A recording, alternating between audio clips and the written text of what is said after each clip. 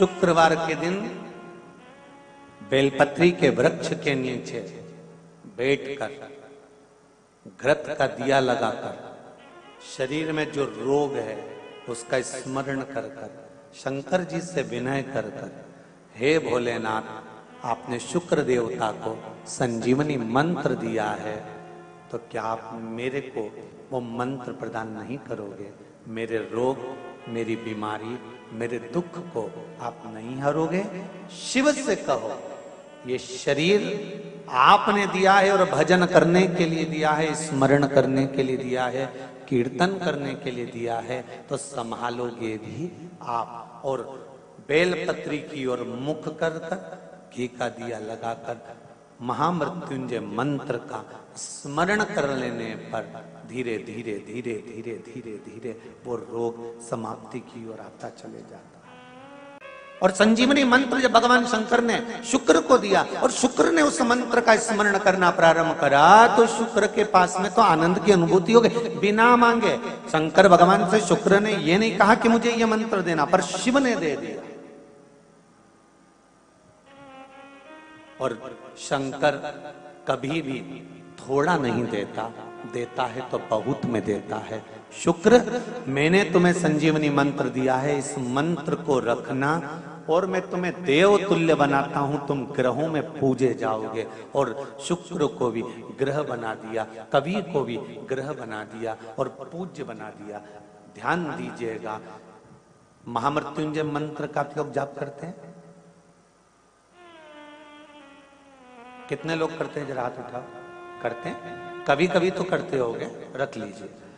महामृत्युंजय मंत्र का यदि आप जाप करते हो और आपको मालूम पड़ गया कि शरीर में मुझे ये रोग हो गया है, मुझे शुगर हो गया है, मुझे बीपी हो गया है, मेरा ब्लड प्रेशर ऊंचा नीचा रह रहा है, कोई भयंकर रोग, मेरे रिश्तेदार को कोई कैंसर जैसा रोग हो गया, किसी को कोई थायराइड हो गया, किसी को कोई किडनी और लीवर में सूजन हो गई, किसी को कहीं किडनी और लीवर में तकलीफ हो गई, तो शिव महापुराण की कथा कहती है, नवग्रह शिव महापुराण की कथा कहती है कि बेलपत्री के वृक्ष के नीचे महामृत्युंजय मंत्र का जाप जो शुक्रवार की शुक्रवार घी का दिया लगा कर करता है, उसके रोग बाबा देवाधिदेव महादेव समाप्त करते चले जाते हैं। ये संजीवनी मंत्र शुक्रवार के दिन भगवान शंकर को शुक्र को दिया था, इसलिए उसकी प्रधानता है। शरीर मिल जाना एक अलग विषय है। शिव महापुराण की कथा कहती है कि ये शरीर मिल गया, पर उस शरीर के मिलने के बाद में जो भगवान की अविरल भक्ति है,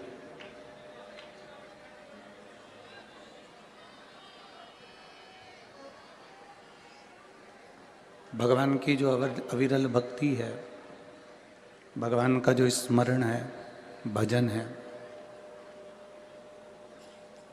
वो करना बड़ा कठिन है।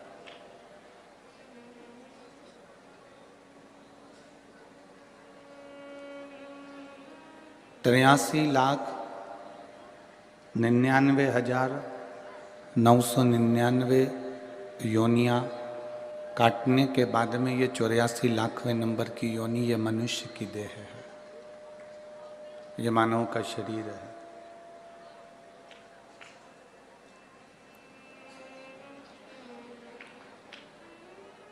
अब इतनी योनियां काटने के बाद जो ये मानव की देह मिली है, ये जो मानव का शरीर मिला है, अगर हम और आप इसको व्यर्थ में यूं ही गवा दें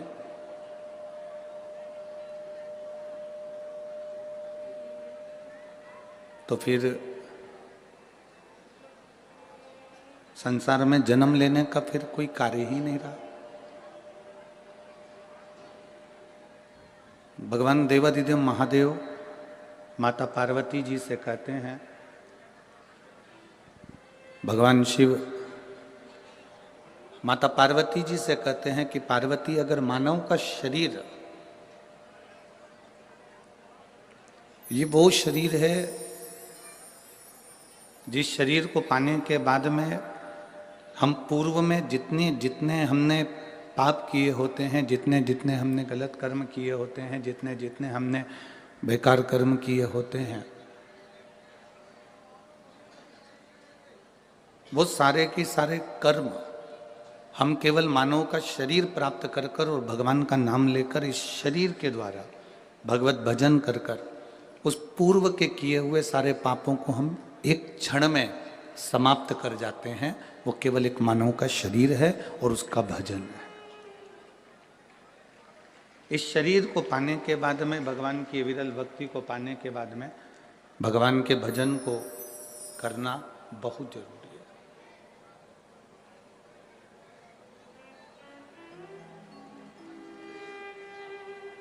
हाँ,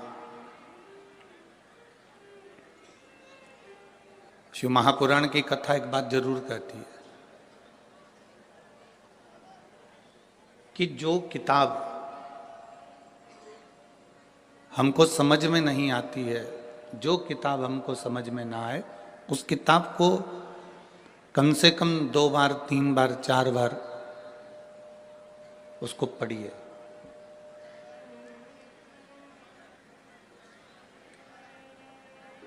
जो किताब हमें समझ में ना आए उसको हम 3-4 बार पढ़ें, समझ में जरूर आएगी। थोड़ा समय लग सकता है पर किताब समझने में देरी नहीं लगेगी। शिव पुराण कहती है जो किताब हमें समझ में ना आए उसको 3-4 बार अवश्य पढ़ें तो किताब हमारी समझ में आ जाती है। उसी तरह शिव की भक्ति है।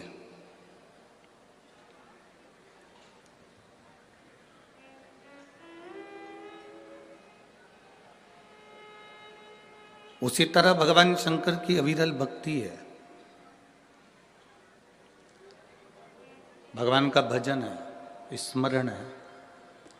मान लो आपके चित्त में, आपकी वृत्ति में, आपके मन में अगर शंकर की भक्ति विराजमान हो ही नहीं रही है, आप अथक प्रयास कर लें। आपने बहुत प्रयास करा पर शिव भक्ति हमारे भीतर प्रवेश ही नहीं कर रही है। तो जैसे किताब समझ में नहीं आती तो 2-3 बार पढ़ा जाए तो किताब समझ में आ जाती है, उसी तरह 2 या 3 बार शिव महापुराण की कथा को भले टीवी पर सुनो, मोबाइल पर सुनो, चाहे पंडाल में सुनो, 1 बार 2 बार 3 बार अगर शंकर की कथा को हमने अपने भीतर उतार लिया तो शिव का साक्षीकरण, शंकर का दर्शन हमारे सम्मुख में हो ही जाता है।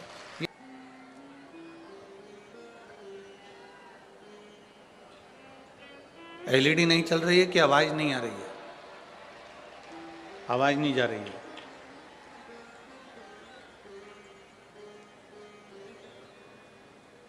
एलईडी वाले भैया एलईडी चालू करिए और पीछे की आवाज बढ़ाइए।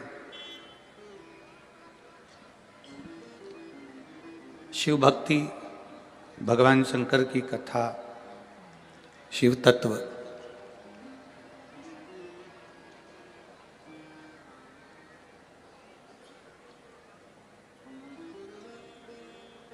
भगवान शिव की कथा, ये भगवान को प्राप्त करने का एक साधन है।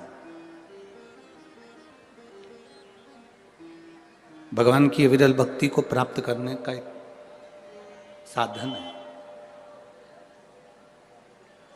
एक बड़ा सुंदर संवाद शिव महापुराण की कथा में आता है, आप लोग पहले भी श्रवण किए हैं।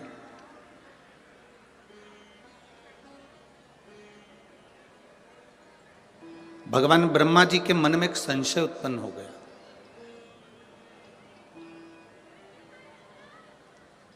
और ब्रह्मा जी के मन में जो संशय उत्पन्न हुआ, ब्रह्मा जी के मन में जो संशय आया, वो संशय ब्रह्मा जी ने भगवान विष्णु से कहा कि प्रभु,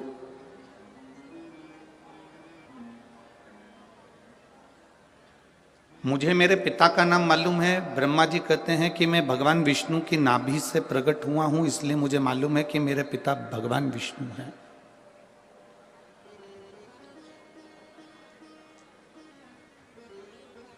मेरे पिता भगवान विष्णु हैं, ये मैं जानता हूं। ये ब्रह्मा जी कह रहे हैं कि मुझे मेरे पिता का नाम मालूम है कि मेरे पिता भगवान विष्णु है, क्योंकि मैं कमल के पुष्प पर नाभि से प्रकट हुआ।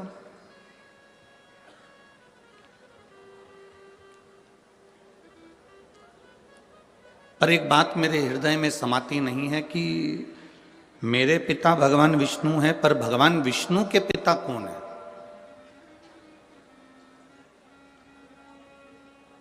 भगवान नारायण के पिता का नाम मैं नहीं जानता, मेरे दादाजी का नाम मैं नहीं जानता। भगवान ब्रह्मदेव कह रहे हैं ये बात, भगवान ब्रह्मा जी कह रहे हैं। अब जैसे ब्रह्मा जी ने कहा तो भगवान विष्णु के मुख से निकल गया कि ब्रह्मा जी आप कह रहे हो कि आप अपने पिता को जानते हो पर अपने दादाजी को नहीं जानते। भगवान विष्णु के पिता कौन है ये आपको नहीं मालूम। तो स्वयं भगवान नारायण ने अपने मुख से कहा कि मेरे पिता देवाधिदेव महादेव है, वो मेरे पिता है। ये भगवान विष्णु कह रहे हैं कि मैं अपने पिता का नाम जानता हूं, मेरे पिता देवाधिदेव महादेव है।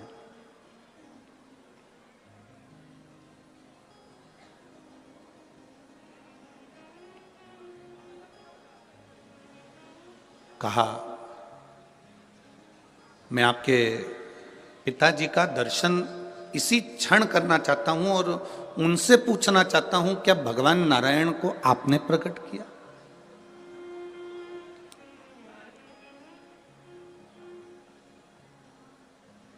क्या भगवान नारायण को प्रकट करने वाले आप हो? मैं उनसे पूछना चाहता हूं।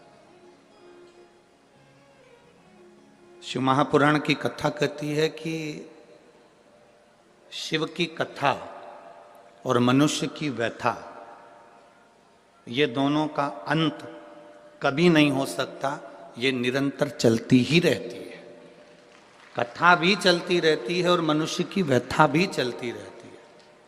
कथा भी चल रही है और व्यथा भी चल रही है। मनुष्य की व्यथा, मनुष्य की समस्याएं, मानव जीवन में जो टेंशन है, हमारे जीवन में जो व्यथाएं हैं, ये कभी समाप्त नहीं होती।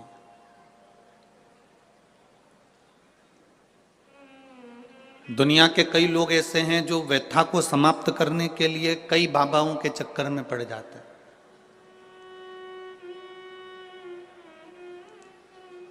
ना जाने कितने कितने जगह पर आप लोग पहुंच जाते हो और वहां जाकर कह देते हो कि हमारे जीवन में ये संकट है, इसको टाल दीजिए, हमारे जीवन में ये कष्ट है, इसको मिटा दीजिए।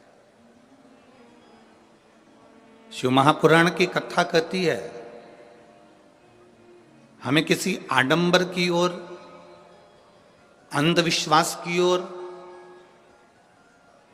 हमें नहीं जाना। ऐसा संसार में कोई नहीं जन्मा जिसके जीवन में दुख नहीं आया।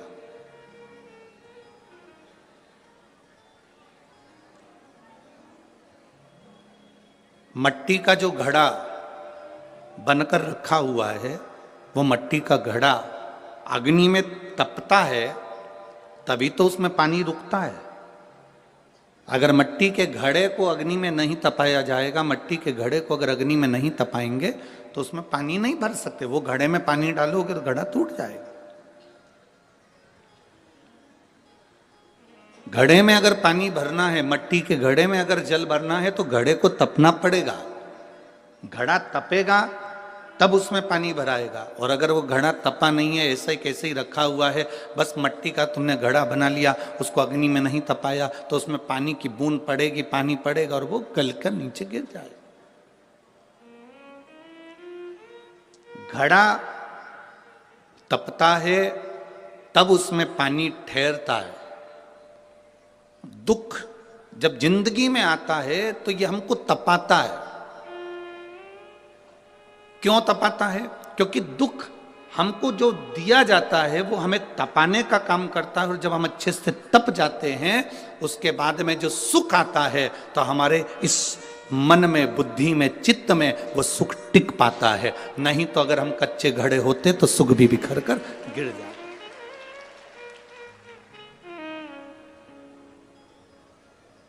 वो सुख भी समाप्त हो जाता। क्या राम जी की जिंदगी में दुख नहीं आया? क्या भगवान कृष्ण के जीवन में दुख नहीं आया?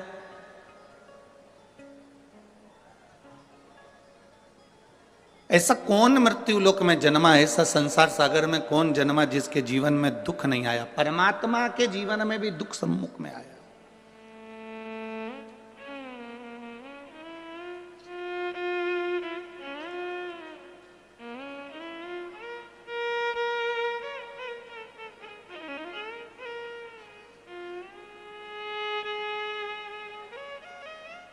एक बात हमने बहुत पहले कथा में कही थी, आपके स्मरण में अगर होगा, जितने लोग टीवी पर कथा सुनते होंगे उनके स्मरण में होगा।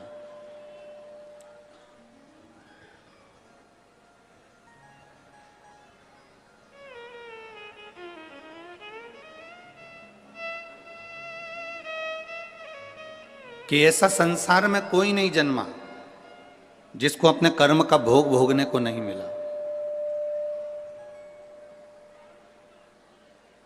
जो मृत्यु लोक में जन्मा है उसे अपने कर्म का भोग भोगना ही पड़ता है। बस अंतर इतना है कि सबका पेपर, जैसे परीक्षा हॉल में एग्जाम देते समय सबका पेपर, सबका जो पत्र है, पेपर है, वो अलग अलग होता है, उसी तरह हमारी जिंदगी में भी सबके एग्जाम देने का पत्र, पेपर अलग अलग होता है।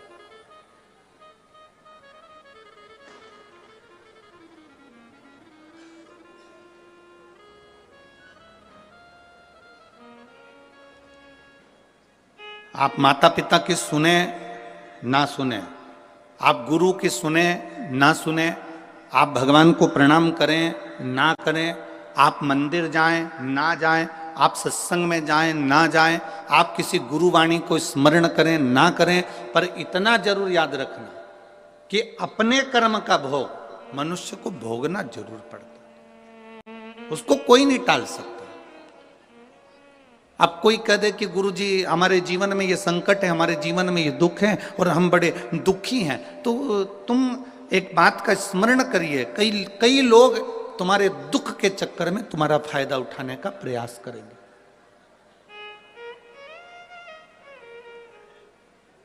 संसार के कई लोग ऐसे हैं जो तुम्हारे केवल दुख का फायदा उठाने का प्रयास करेंगे, पर ना। शिव महापुराण की कथा कहती है, अगर जिंदगी में समस्या है, राम जी के जीवन में दुख आया तो उन्होंने रामेश्वर धाम की स्थापना करी और भगवान शंकर की पूजन करके लंका पर चढ़ाई करी। भगवान कृष्ण की 16,108 रानियां थी, एक भी रानी से औलाद नहीं हुई। भगवान कृष्ण के यहाँ 16,108 रानी से जब संतान नहीं हुई, तब भगवान कृष्ण ने गर्गाचार्य बाबा के कहने पर एक एक रानी के साथ बैठकर 11-11 दिन तक भगवान शंकर का अनुष्ठान किया। तब शिव जी ने प्रसन्न होकर, प्रकट होकर भगवान कृष्ण को वर दिया कि तुम्हारी एक एक रानी के साथ तुमने 11-11 दिन तक बैठकर भगवान शंकर की आराधना करी है, तो मैं तुम्हें वर प्रदान करता हूं कि तुम्हारी एक एक रानी से 11-11 संतान होगी।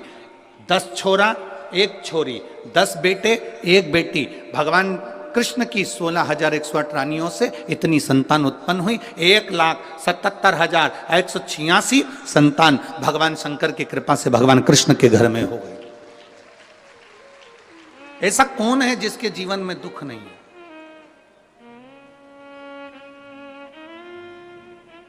ऐसा कौन है जिसके जीवन में कभी तकलीफ नहीं आई? आती है, कष्ट आता है, रोग आता है, बीमारी आती है, दुख आता है, पर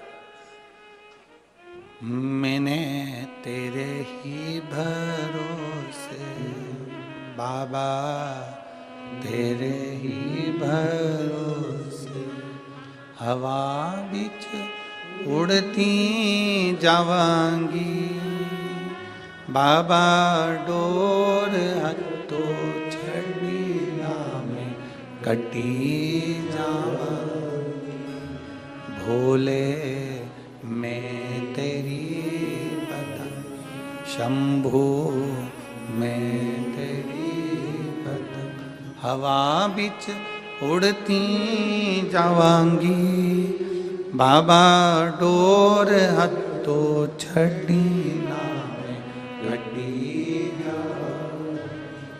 सबके जीवन में दुख है, सबके जीवन में तकलीफ है, पर जिसने शिव को साध लिया। भगवान राम जी ने शंकर भगवान की आराधना करी, शिव जी की पूजन करी, उनको साध लिया। गला पकड़ रहा है। भगवान शिव की आराधना भगवान राम जी ने करी, शिव को साध लिया, तो उनकी जिंदगी सार्थक हो गई। भगवान कृष्ण ने भगवान शिव की आराधना करी, साध लिया, उनका जीवन सुखमय हो गया। एक लोटा जल लेकर मंदिर जाने वाला जब भगवान शिव की भक्ति को साध लेता है तो दुख उस भक्त का नहीं होता, दुख मेरे भोलेनाथ का हो जाता है। आपका दुख उसका हो गया। एक पत्र है, देखिए।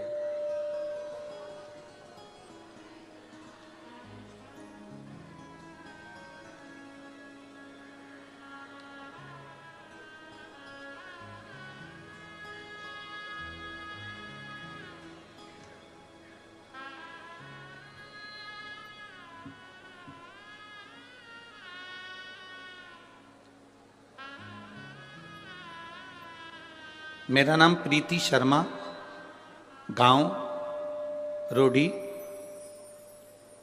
सिरसा से हूं। कहीं बैठी हो तो हाथ हिला सकते हैं। अगर कहीं बैठी हो, आप ही हैं। श्री शिवाय नमस्तुभ्यं। लिया बच्चे को।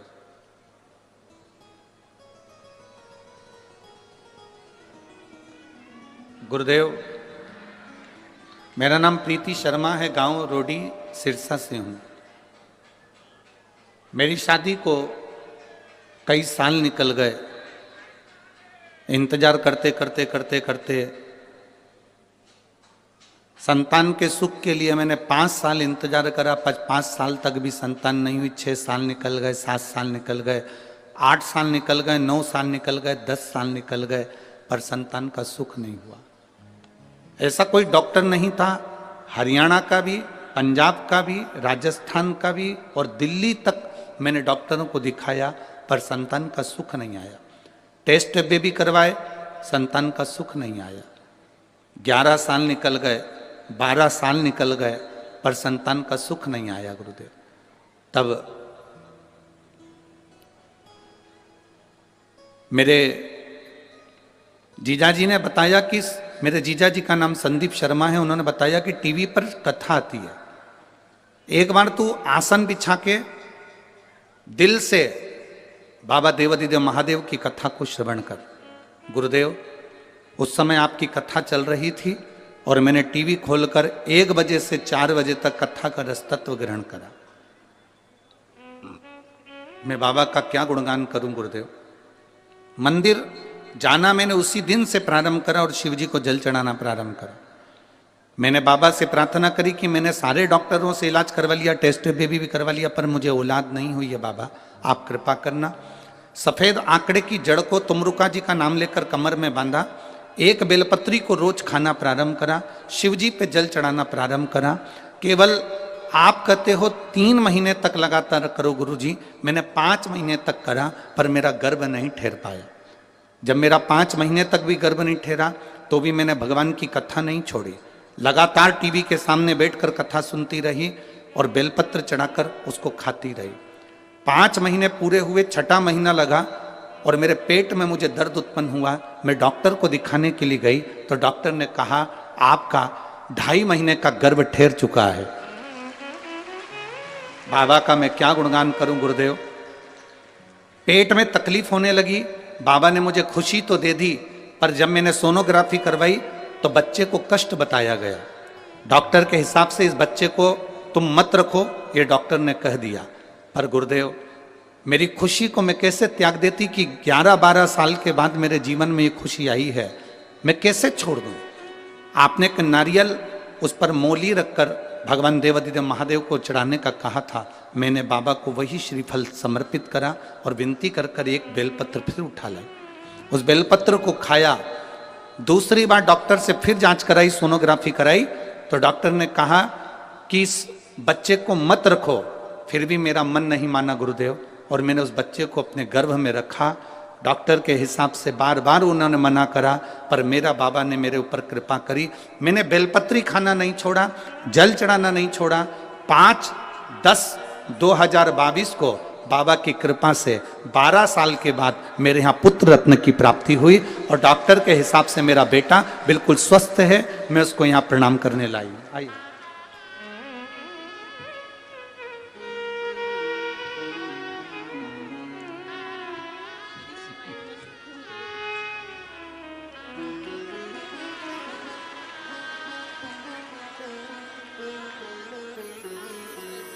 प्रणाम करो।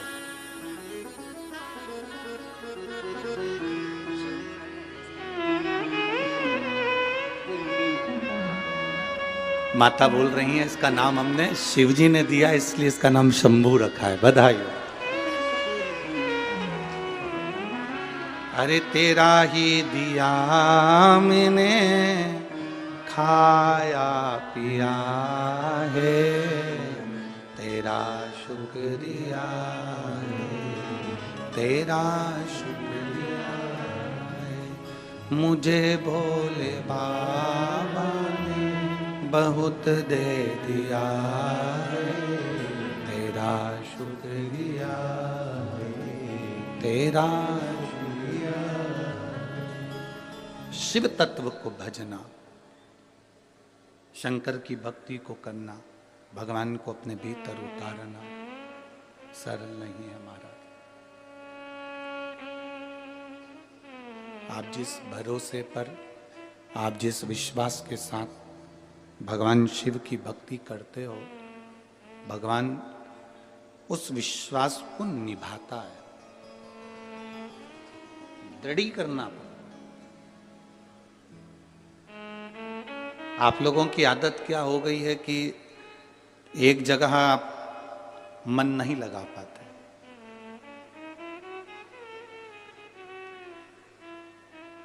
एक गुरुजी ने 2 चेले को भेजा कि मुझे प्यास लगी है, पानी लेकर आ और कुआं खोद के लाना।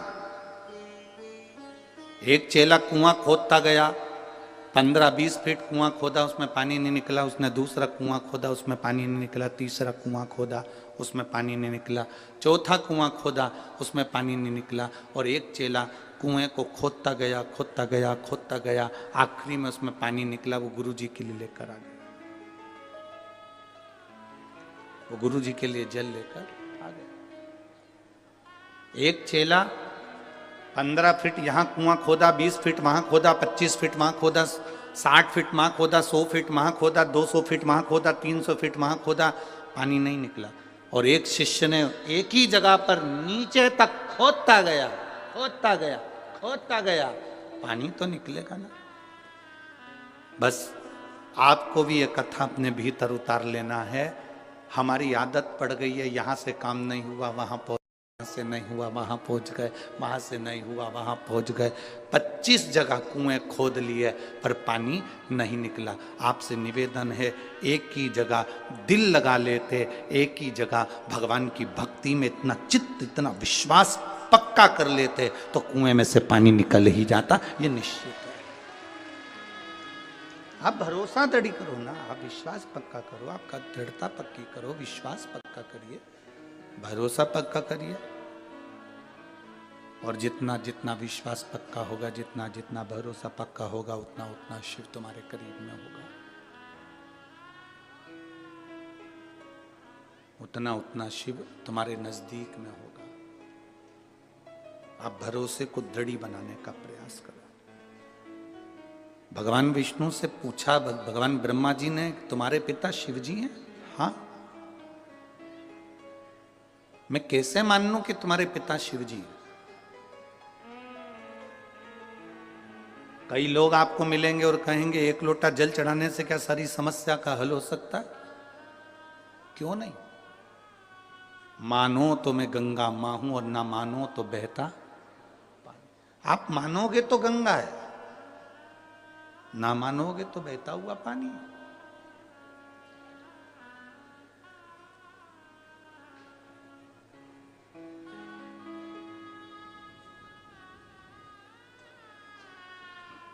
ये आपके ऊपर निर्भर करता है कि आप परमात्मा को कैसे रिझा रहे हो।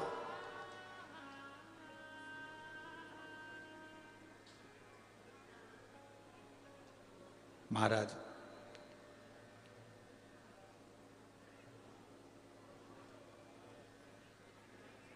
क्या शिव तुम्हारे पिता हैं?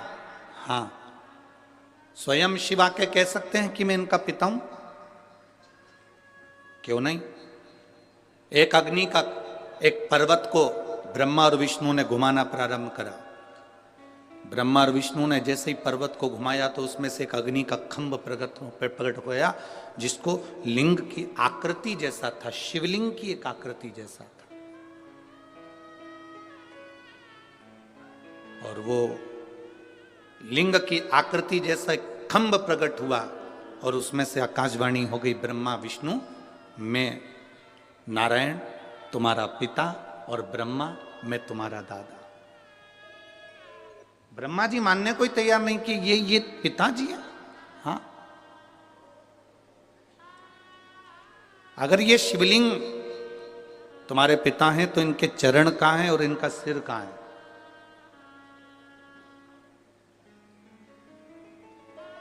जिस शिवालय में आप जल चढ़ाने के लिए जाते हो, जिस शंकर जी के मंदिर में आप जल चढ़ाने के लिए जाते हो, उस शंकर जी के शिवलिंग में कोई तुमसे पूछे कि इसका चरण कहां है, इसका सिर कहां है, तो आप बता नहीं सकते, क्योंकि शिव महापुराण की कथा कहती है कि एक एक कण कण में, एक एक कण कण के अंदर मेरा शंकर का वासा है। तुम्हारी मर्जी पड़े जहां से तुम उसको प्रणाम कर लो, वो वहीं से प्रकट होकर तुमको दर्शन दे देता है। उसको उसका स्थान नहीं ढूंढा जाता कि आगे कहां पीछे कहां।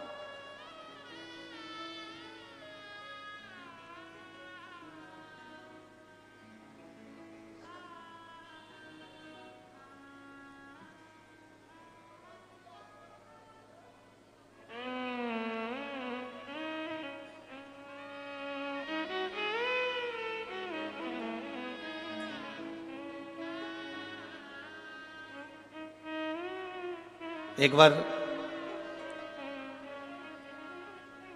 संत नामदेव जी महाराज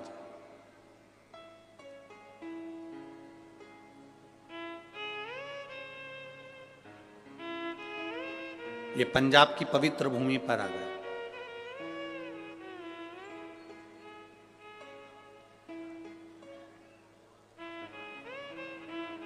ये पंजाब की पवित्र भूमि कोई साधारण सी भूमि नहीं है।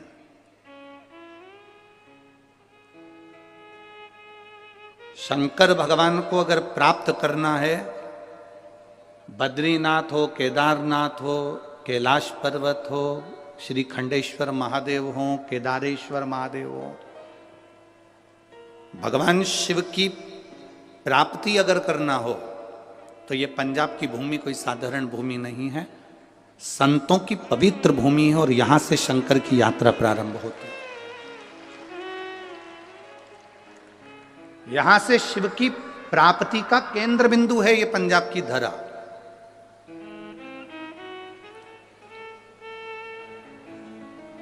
लोग कहते हैं गुरुजी पंजाब में गेहूं बहुत होता है। हम कहते हैं पंजाब में गेहूं से ज्यादा संत बहुत होते हैं। अगर ढूंढने निकलो तो संतों की प्रागटता ज्यादा है।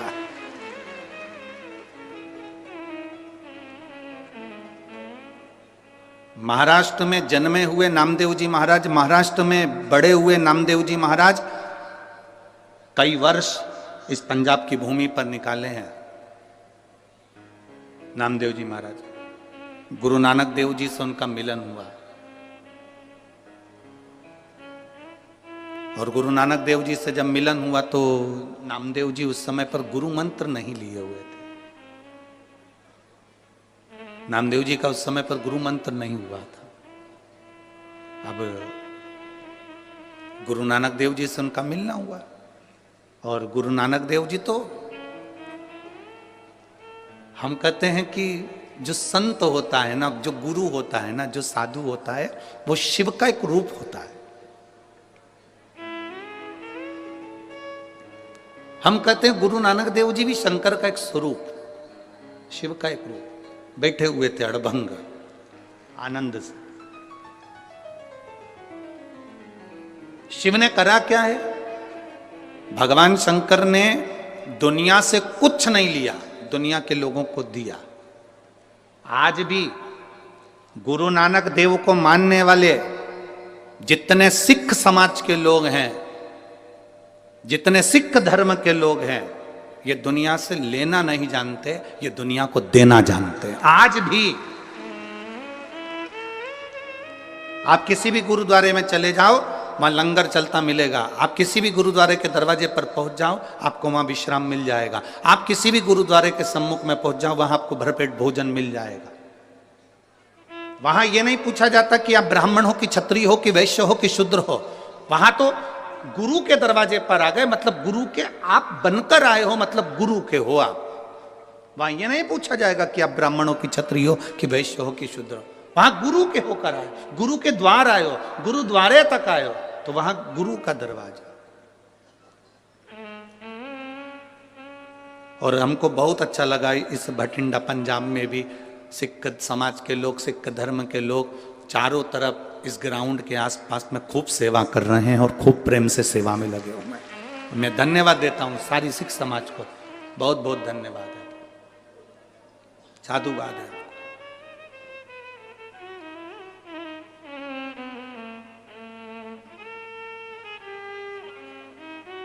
और ऐसी शिव भक्ति हमने आज तक नहीं देखी जो शिव भक्ति का दर्शन हमने भटिंडा पंजाब में किया है। देखिए, सारी सूचना, हम तो बाहर निकलते नहीं हैं और आपको भी मालूम होगा 3-4 दिन हम किसी से मिलते नहीं। हमारे ये यजमान परिवार से भी पूछना, जिस कमरे में हम हैं उस कमरे में हमारा भजन है, हमारे भोलेनाथ की सेवा, ठाकुर जी की सेवा, अपना पाठ, पूजन, स्मरण। यजमान परिवार से भी हम नहीं मिलते कि उनसे मिलना हो हमारा, ना भजन अपना। 3-4 दिन किसी से नहीं।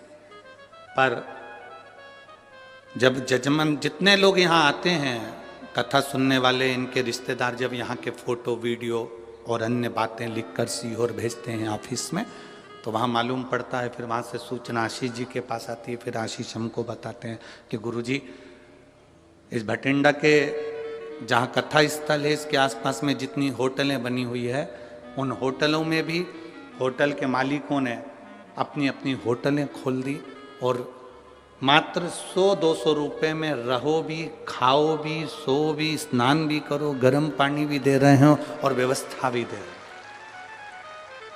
इतने मैं भटिंडा पंजाब के एक एक भक्तों को, शिव भक्तों को बहुत बहुत साधुवाद देता हूं कि आपकी भक्ति बड़ी विचित्र है, बड़ी भक्ति विचित्र। ये प्रेरणा है संपूर्ण विश्व के लिए, ये प्रेरणा है संपूर्ण भारतवासियों के लिए। कमाने के लिए जिंदगी पड़ी है, पूरे जीवन सुबह 9 बजे से लेकर रात्रि को 10 बजे तक अपनी दुकान पर बैठकर कमाओगे, आखिरी में अपनी पत्नी और बच्चों को देकर जाओगे और इतना बड़ा फोटो दीवार पे टंगा जाएगा और उसमें होएगा जाएगा कुछ नहीं, केवल स्माइल देते मिलोगे और प्लास्टिक के फूल की माला तुम्हारे ऊपर टंगी होगी। पर जिसने, शिव के भक्त इतने आए हैं और उनकी सेवा, भले तुमने हाथ जोड़कर एक अन्न का निवाला भी अगर किसी के मुख में दिया है तो समझ लेना कि 33 कोटि देवताओं का पेट भर दिया है, सारे संत साधु गुरुजन का पेट भर दिया। करो सेवा, करो।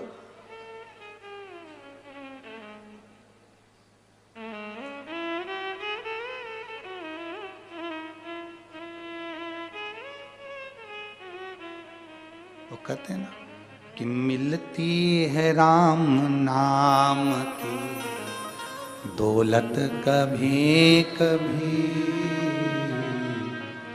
होती है अपने पंजाब में शिव पुराण कभी कभी मिल रही है।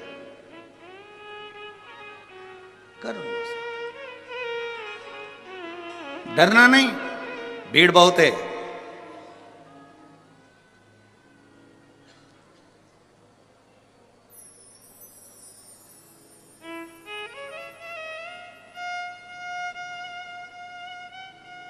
कल कोई कह रहा था गुरु जी हमारे भटिंडा में आज तक जाम नहीं लगा और तुम्हारी कथा हुई और पहले दिन जाम लग गया।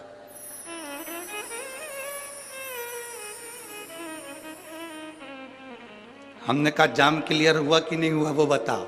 हुआ, धीरे धीरे हुआ। क्लियर तो हो गया ना? हो गया। आराम से ना, बिल्कुल आराम से। हमने उनसे कहा तुम चिंता मत करो, भोलेनाथ की कथा अगर थोड़ा बहुत जाम लगाती है तो ये बताती है कि तेरी जिंदगी भी ऐसी जाम चल रही थी पर मैं क्लियर कर दूंगा, तो चिंता मत करना, तो टेंशन मत ले, शिव तत्व को जान, भगवान शंकर की भक्ति कर, घबराना नहीं है। भीड़ बहुत है, बहुत ट्रैफिक है, ना ना ना, उसके दरवाजे तक जाना मेरा काम है और मेरी बिगड़ी बनाना तेरा काम। हम पहुंच गए उसके द्वार तक, फिर उसकी मर्जी।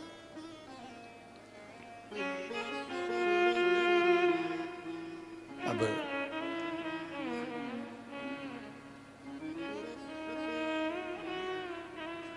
कहा महाराज बड़ी बोल्ड आवाज है, भगवान बड़ी कृपा है। कहा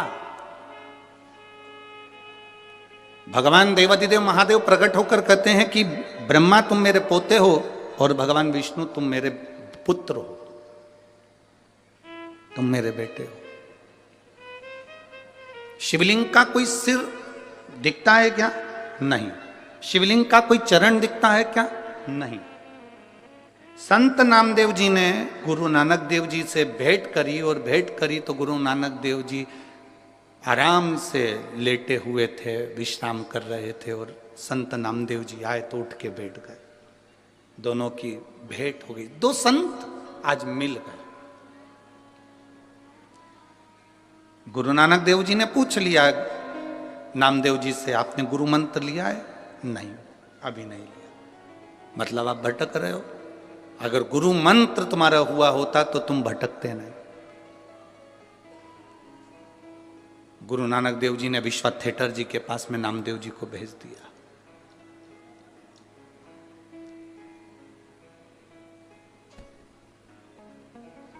संत नामदेव जी ने गुरु नानक देव जी से पूछा कि असली गुरु की पहचान क्या है, असली संत की पहचान क्या है? गुरु नानक देव जी ने 3 चीजें संत नामदेव जी को बताई है कि असली संत, असली गुरु की पहचान। असली गुरु, असली संत 3 चीजों से दूर रहता है। पहला नमस्कार, दूसरा चमत्कार, तीसरा दमस्कार। गुरु नानक देव जी संत नामदेव जी से कह रहे हैं कि 3 चीजों से असली गुरु दूर रहता है, 3 चीजों से संत दूर रहता है। पहले नंबर पर जम के बोलो जरा भटिंडा वालों, नमस्कार। असली गुरु कभी तुमसे अपने चरण नहीं छुआएगा, प्रणाम नहीं करवाएगा। असली गुरु कह देगा भैया दूर से प्रणाम करो, हमें छुओ मत, आप नमस्कार करो, दूर से करो। आप बार बार हमको नमस्कार मत करो, अगर बार बार नमस्कार करोगे ना तो हमको अहंकार आ जाएगा। तो असली गुरु कह देता है ना ना, थोड़ा दूर हो जाओ, नमस्कार से दूर।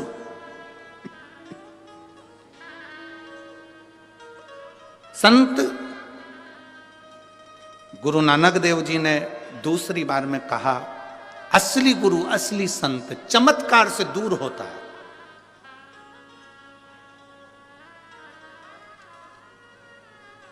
असली गुरु कभी चमत्कार नहीं करता, असली संत कभी चमत्कार नहीं करता।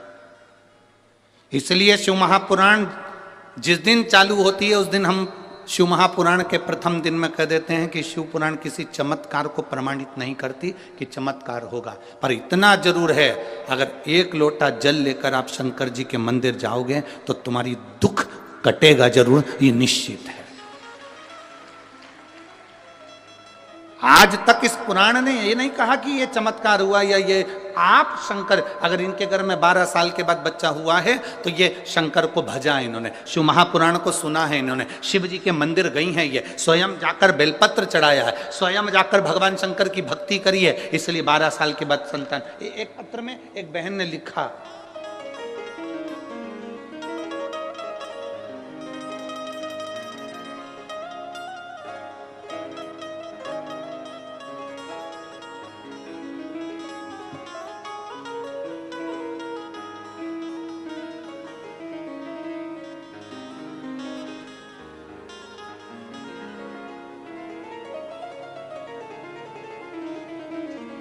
एक बहन लिख रही है, अरुणा गुप्ता शिमला से आई है, हिमाचल प्रदेश से, कहीं बैठी हैं, शिमला से आई हैं अरुणा गुप्ता, कहीं बैठी हो तो हाथ हिला सकती हैं। आप ही हैं, दोनों हाथ हिला दो एक बार। श्री शिवाय नमस्तुभ्यं। आप शिमला से आई इसलिए पूरी ठंड यहां ले आई। 11 साल से, एक बार वापिस हाथ हिलाओ। श्री शिवाय नमस्तुभ्यं। मैं शिमला से आई हूँ, मेरा नाम अरुणा गुप्ता है, मैं शिमला हिमाचल प्रदेश से हूँ। 11 साल से गेहूं नहीं खा सकती थी मैं, क्योंकि गेहूं मेरे को खून नहीं बनने देता था, तो मेरा गेहूं छूटा हुआ था, अन्न मेरा छूटा हुआ था, एक अन्न का दाना भी मेरे मुंह में नहीं जाता था। केवल शिव महापुराण की कथा सुनकर मैंने पशुपति व्रत किया। मैंने उस दिन भगवान को रोटी बनाकर गेहूं की और उसमें शक्कर गुड़ मिलाकर भगवान को, पशुपति नाथ को 3 हिस्से का जो प्रसाद चढ़ता है वो ही चढ़ाया और बाबा से प्रार्थना करी। 11 साल से मैंने अन्न को ग्रहण नहीं करा है और मेरी शरीर ठीक नहीं है, तू मुझे संभाल ले बाबा। मैं कभी जिंदगी में गेहूं नहीं खा सकती, जो नहीं खा सकती ये डॉक्टर के हिसाब से मुझे बताया गया, पर आप कृपा करेंगे सब होगा। और बाबा का मैं क्या गुणगान करूं गुरुदेव। पहली बार प्रसाद का एक हिस्सा मैं लेकर घर आई और वो मैंने खाया, और मेरे बाबा ने जिस दिन से मुझे वो अन्न खिलाया उस दिन से मेरा शरीर ठीक है। मैं बाबा को यहाँ प्रणाम करने के लिए आई। बैठिए, श्री शिवाय नमस्तुभ्यं, बैठिए। 11 वर्ष तक मैंने अन्न नहीं खाया था, 11 साल तक मैं अन्न को नहीं छू पाई, पर बाबा बाबा, ये आपकी अविरल भक्ति है, ये आपका विश्वास है। आप जितना भरोसा शिव पर करेंगे, ये चमत्कार नहीं है, ये इसको हम चमत्कार नहीं कहते, इसको कहते हैं आपका विश्वास दृढ़ होना, आपका भरोसा दृढ़ होना, आपकी श्रद्धा दृढ़ होना।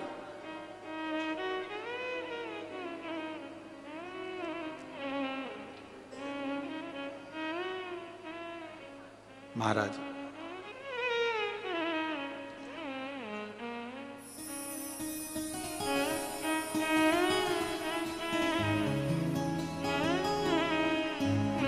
संत नामदेव जी से गुरु नानक देव जी कह रहे हैं कि सच्चा गुरु, सच्चा संत 3 चीजों से दूर रहता है। पहले नंबर पर बोलो, जम के बोलो जरा, नमस्कार। दुनिया के लोगों को नमस्कार बड़ा पसंद है, और केवल दुनिया के लोगों को नहीं, भगवान शंकर के ससुर को भी नमस्कार पसंद था, दक्ष प्रजापति को।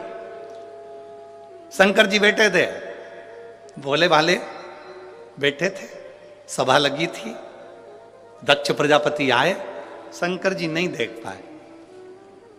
कोई जरूरी है कि तुम्हारे सारे दामाद इंजीनियर और डॉक्टर हो? कोई कोई दामाद भोला भाला भी होता है, सरल सहज। एक व्यक्ति से डॉक्टर साहब ने कहा कि देखो तुम्हारे को शुगर बहुत है, शुगर की जांच करते रिया करो रोज हो। वो व्यक्ति बेचारा रोज रात्रि को उठता, किचन में जाता, रसोई घर में शक्कर का डब्बा खोलता, वापिस बंद कर देता। एक दिन उसकी बीवी ने पूछा, तुम रात्रि को कहां चले जाते हो उठ उठ के, कहां गए थे, ये बार बार किचन में क्यों जाते हो, रसोई घर में, और शक्कर का डब्बा खोल के जाते हो, क्या देखते हो वहां जाके? डॉक्टर ने कहा था शुगर चेक करते रिया करो, इसलिए मैं चेक करता हूं। क्या चेक करते हो, है कि नहीं है? पत्नी ने माथा ठोका। डॉक्टर ने कहा था तुम्हारी शुगर चेक करो, तुम्हारी, और तुम डब्बे की शुगर चेक कर रहा है। तो ऐसा नहीं है, कोई कोई भोला होता है, एकदम भोला सहज भोला भोला व्यक्ति। एक बहुत भोला व्यक्ति था, अपनी पत्नी के साथ गार्डन में घूम रहा था। गार्डन में घूमते घूमते सामने से कुत्ता आ गया। पति घबरा गया, मेरी पत्नी को काट खाएगा, ये कुत्ता मुझे काट खाए चल जाए पर मेरी पत्नी को नहीं काटने दूंगा। पति ने सोचा अगर पत्नी को काट गया तो इसको इंजेक्शन लगेंगे, बच्चों का टिफिन कौन बनाएगा, स्कूल कौन भेजेगा, तैयारी कौन करेगा, मेरे टिफिन कौन बनाएगा, सास ससुर की सेवा कौन करेगा। इसलिए पति ने सोचा कि कुत्ता मुझे खा जाए चल जाएगा। कुत्ता और आगे आया, पति घबरा के थोड़ा सा पीछे हटा तो पत्नी भी पीछे हटी। कुत्ता और लपक के आया, पति को आ गया गुस्सा, उसने पत्नी का हाथ पकड़ा, उसको गोदी में उठा लिया। जैसे ही गोदी में उठाया कुत्ता भाग गया। कुत्ता भाग,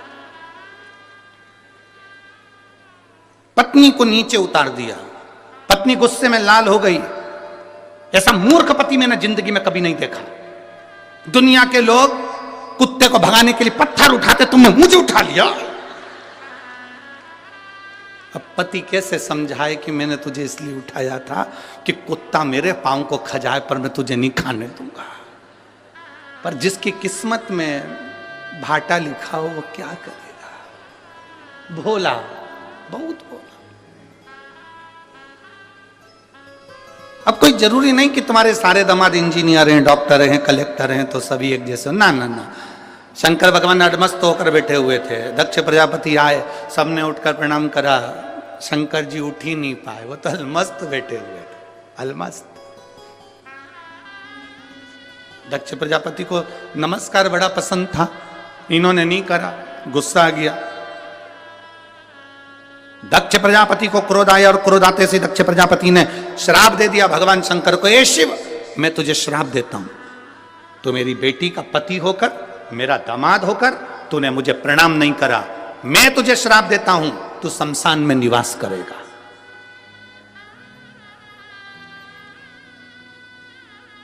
मेरा श्राप है तुझे, तू शमशान में निवास करेगा। शंकर भगवान जैसे ही सुने शमशान में निवास, शिव जी डमरू बजाकर नाचने लगे। भगवान विष्णु पास में बैठे थे, उन्होंने कहा तुम्हें आशीर्वाद नहीं मिला, श्राप मिला। शमशान में रहोगे आज से, तुम्हारे ससुर ने श्राप दिया। शंकर जी बोले मेरे ससुर जैसा दुनिया में कोई ससुर नहीं हो सकता। कितनी लंबी सोचता है, उसको मालूम है दामाद बिल्कुल सीधा साधा है, और कहीं प्लाट देता और मैं मकान बना लेता तो कोई कब्जा कर लेता, शमशान में कौन बनाएगा। इसलिए मेरे ससुर ने मुझे प्लाट भी शमशान में दिया, ऐसी जगह जहां कोई कब्जा नहीं कर सकता। भगवान विष्णु ने माथा ठोका, भोलेनाथ तुम सही में भोलेनाथ हो। श्राप मिलने के बाद भी खुश। किसी किसी को नमस्कार प्रिय है। गुरु नानक देव जी ने नामदेव जी से कहा कि संत के 3 लक्षण हैं और 3 लक्षणों पर जिसका स्मरण करिए। पहला, संत गुरु नमस्कार से दूर होता है, दूर।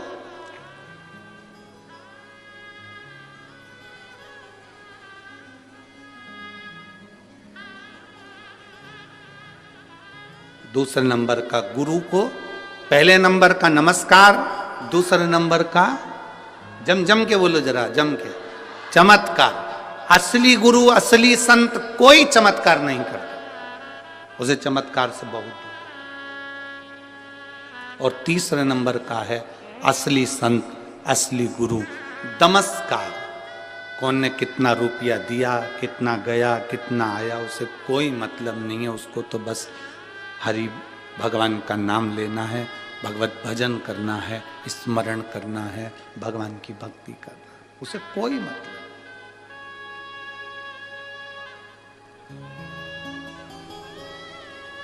और जब भगवान की अविरल भक्ति,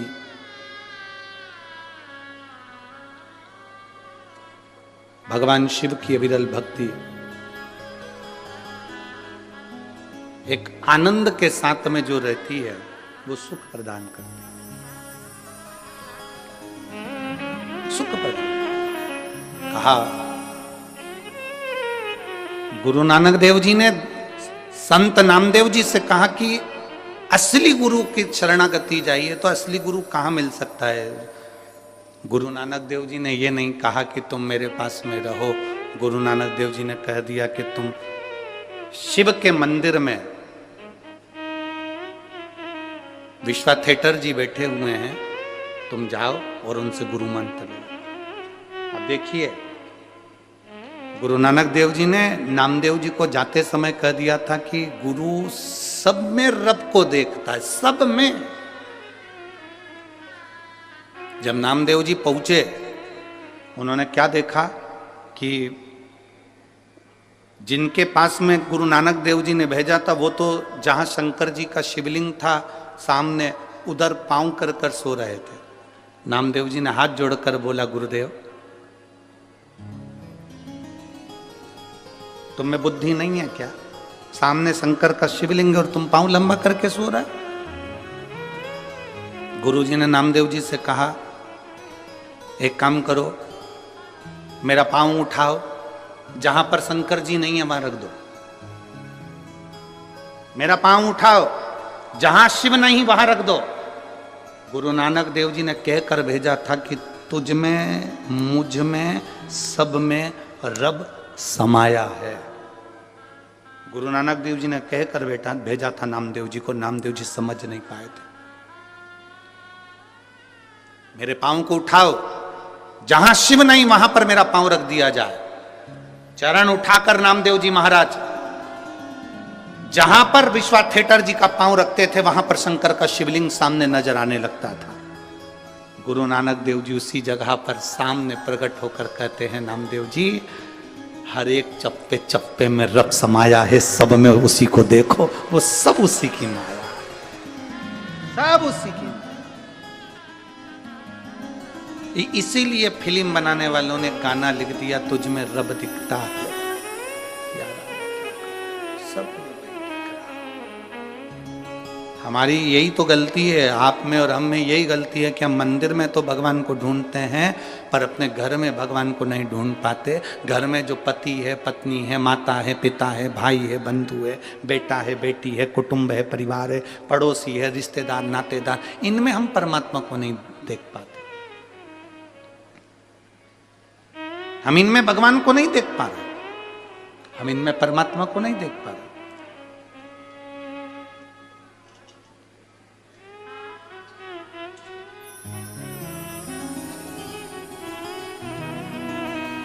हम दूसरी जगह देख रहे हैं। जैसे एक बार यमराज पृथ्वी पर आ गए और एक लड़के को लेने के लिए यमराज आए। उसका अंतिम समय चल रहा था, उसकी अंतिम सांस थी, अंतिम क्षण था, आज उसकी फाइल समाप्त होना थी और यमराज ने आते से कह दिया। लड़के ने पूछा, तुम कौन हो? भगवान यमराज बोले, मैं यमराज। क्या लेने आए हो? मैं तेरी जान लेने आया हूं। क्या लेने आए हो?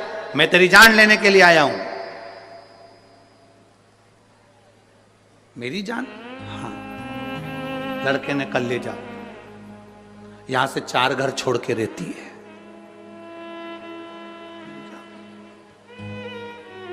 यमराज बोला, मैं तेरे प्राण लेने आया हूं।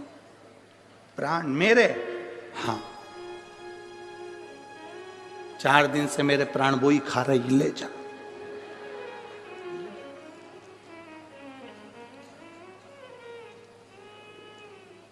यमराज बोले, मैं तुझे मारने आया हूं। मुझे? मैं तो उससे शादी कर कर 6 साल पहले ही मर चुका हूं, ले जा। यमराज बोला, रहने दे, मैं तेरी जगह दूसरे को ले जाऊंगा, पड़े रहे। तू खुद मरा मराया, तेरे को क्या लेके जाऊंगा? क्या? अरे भाई, शिव चमत्कार नहीं करते, आपका विश्वास, आपका भरोसा, आपकी दृढ़ता स्वयं चमत्कार करती है।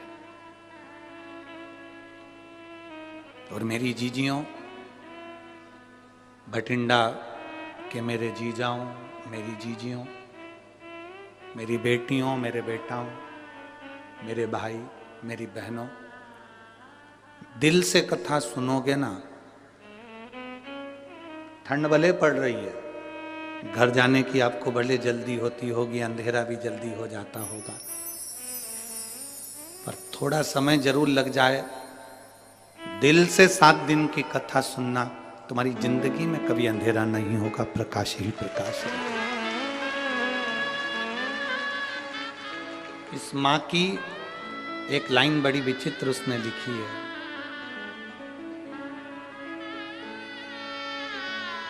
इस मां ने लिखा, मैंने केवल 1 दिन कोसी कला की कथा सुनी थी।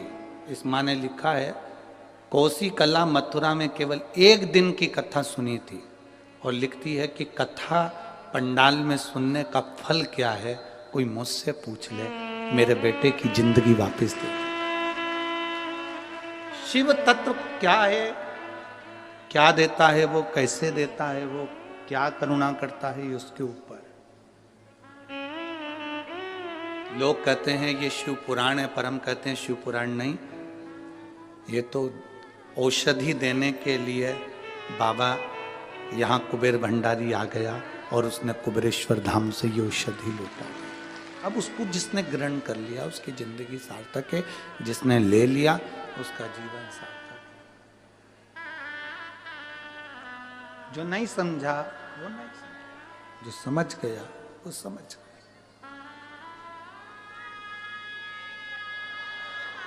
बोल बम का नारा है,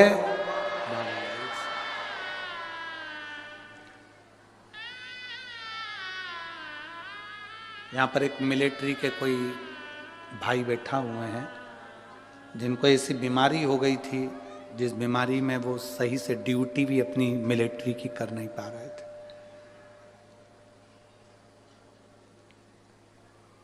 बैठना तो मुश्किल, खड़े रहना भी मुश्किल था। वो यहाँ बैठे, उन्होंने अपना फोटो तक लगाया है उस पत्र में, फोटो भी लगाया। कहीं बैठे हो तो हाथ हिला सकते हैं। आर्मी के हैं, छुट्टी लेकर कथा सुनने के लिए आए। जब उनको मालूम पड़ा कि भटिंडा में कथा हो रही है तो दोनों पति पत्नी बाबा ने ठीक करा तो छुट्टी लेकर आए। कहाँ बैठे ये? हाँ, हाथ हिला दो एक बार। श्री शिवाय नमस्ते। दोनों आए, छुट्टी लेकर आए। आर्मी में नौकरी है, मिलिट्री में, पर ऐसी बीमारी से, जिस बीमारी के लिए डॉक्टर ने ऑपरेशन का कह दिया था, और बाबा के भरोसे केवल एक बेलपत्र चढ़ा चढ़ा कर खाना और ऑपरेशन भी नहीं कराना पड़ा और ठीक हो गया। अब ठीक है बाबू? दोनों हाथ हिला दो एक बार। हर हर महादेव। बैठिए। शिव तत्व है ओघड़ी। कहां से है ये?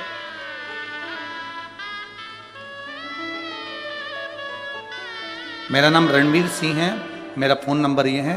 गांव चिड़ाना, सोनीपत, हरियाणा से आया हूं मैं। 1 लोटा जल का बाबा की बड़ी कृपा है। बैठिए बाबू, बैठिए। शिव तत्व इसी को कहते हैं, शंकर इसी को कहते हैं। आपका विश्वास जितना दृढ़ होगा, मेरा शंकर मिलेगा। भगवान विष्णु ने कह दिया मुझे चरण नहीं देखना, मैं तो आ गया। ब्रह्मा जी चढ़ते जा रहे हैं शंकर भगवान का सिर देखने के, चढ़ते जा। बीच में केतकी का फूल मिला तो उससे कह दिया तू मेरे साथ में चल, और चलकर कह देना ब्रह्मा जी का मुझे सिर मिल गया।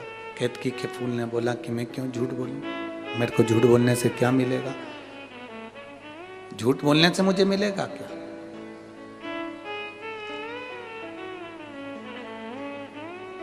कहा सारे देवताओं पर चढ़ाऊंगा,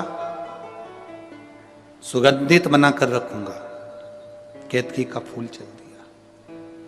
सामने से गौ माता मिली, गौ माता ने कह दिया,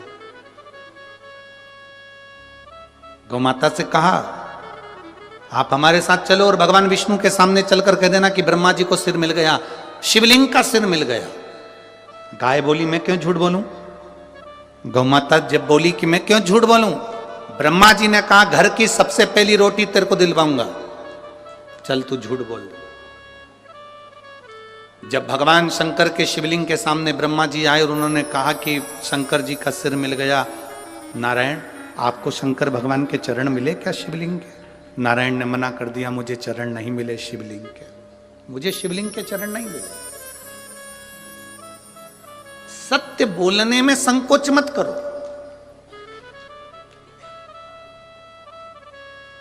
अभी सत्य नहीं बोलोगे तो मरने के बाद लोग बोलेंगे राम नाम, अरे बोलो तो जम के, सत्य है। मखाना, फूल, पैसा पॉलीथिन में मिला के तुम्हारी छाती पर फेंकेंगे और अर्थी पर बंधे रहोगे और लोग पीछे से चिल्ला रहे होंगे राम नाम सत्य। मखाना इसलिए फेंका जाता है कि घर फूला हुआ छोड़कर गया है, फूल इसलिए फेंका जाता है कि श्रद्धांजलि का भाव है, पैसा इसलिए फेंकते हैं मुर्दे के ऊपर कि पूरी जिंदगी जोड़ जोड़ के मर गए, अब तेरे बाप में दम हो तो उठा के बता दे। पैसा उसकी छाती पर पड़ा है, 1 रुपया उसकी छाती पर पड़ा है और वो कल्ला की कल्ला पड़ा है, उठा नहीं सकता। सवेरे 9 बजे से दुकान दुकान दुकान दुकान दुकान, रात के 10 बजे तक दुकान दुकान दुकान। भगवान ने भी दिए थे दुकान दुकान दुकान। उस दुकान में ग्राहक आ रहे थे और उस दुकान में भगवान आ रहा था। 7 दिन की शिव पुराण की कथा पत्नी ने भी अपने पति से कह दिया, देखो जी खूब कमाओ मना नहीं है, पूरी जिंदगी कमाओ मना नहीं है, कमाओगे बच्चों के लिए छोड़कर जाओगे, पर 7 दिन की शिव पुराण अपने भटिंडा में हो रही है, इसकी कमाई अपने को करना है भगवान के भजन की। जो दुकान पर बैठकर कमाया वो भूमि पर छूट जाएगा, जो यहां बैठकर कमाया वो अंत समय तक जाएगा। और अंत समय प्रभु बोलो बोलो,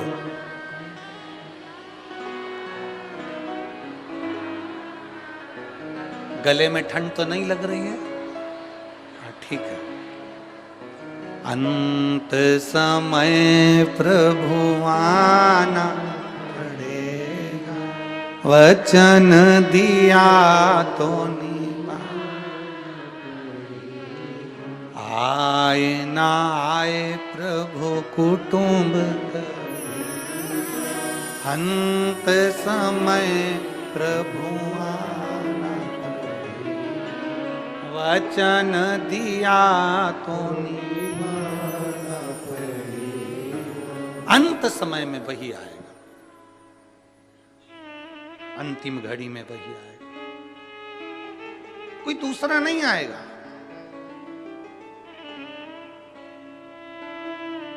झूठ कह दिया, झूठ। ब्रह्मा जी कहते हैं कि मैंने भगवान शंकर के शिवलिंग का सिर देखा।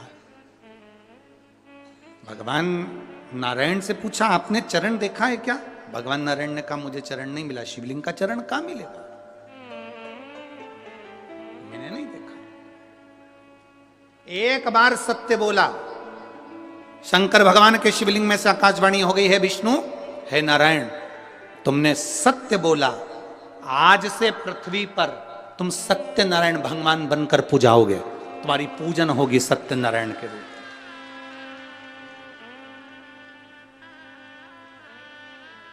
सारी दुनिया में आज भी सत्यनारायण भगवान की कथा होती है, 5 अध्याय होते हैं, पंडित जी बांचते हैं। पंडित जी आपसे हमेशा कहते हैं ब्राह्मण ने सत्यनारायण जी की कथा सुनी, कथा कराई, बोलो सही है कि गलत है? लक्कड़हारे ने कथा सुनी, कथा कराई, बोलो सही है कि गलत है?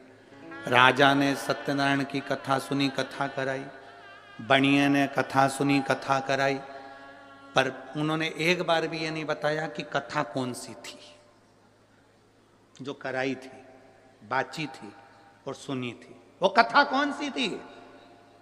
सत्यनारायण भगवान की कथा, असली कथा कौन सी है? ये तो 5 अध्याय में ये कहा गया कि उन्होंने सत्यनारायण जी की कथा करी और उन्होंने सुनी तो कौन सी सुनी? लक्कड़हारे ने कथा सुनी, कौन सी सुनी? बनिया ने कथा सुनी, कौन सी सुनी? 5 अध्याय में केवल कथा सुनी ये बताया गया, पूजन करी ये बताया गया, पर कथा कौन सी थी? स्कंद पुराण में वर्णन किया गया कि सत्यनारायण की कथा ये है कि शंकर भगवान के शिवलिंग के चरण भगवान विष्णु को नहीं मिले थे और उन्होंने सत्य कह दिया था। तब भगवान शंकर प्रकट होकर उनको कह दिए थे, आज से तुम सत्यनारायण के रूप में पूजाओगे और तुम्हारी पूजन होगी, तुम सत्यनारायण बन जाओगे। ये सत्य है।